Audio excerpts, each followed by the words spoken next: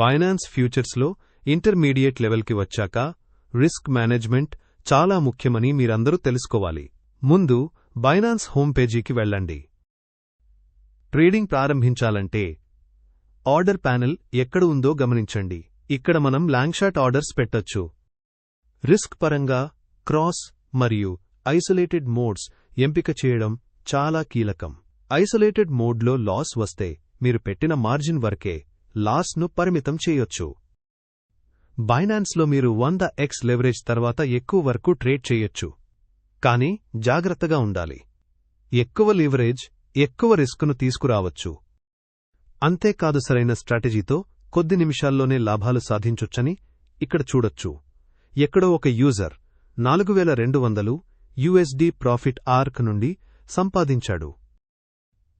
లాభాలు వచ్చిన వెంటనే విత్డ్రావల్ కూడా simple. Binance withdrawal guide follow అవ్వండి.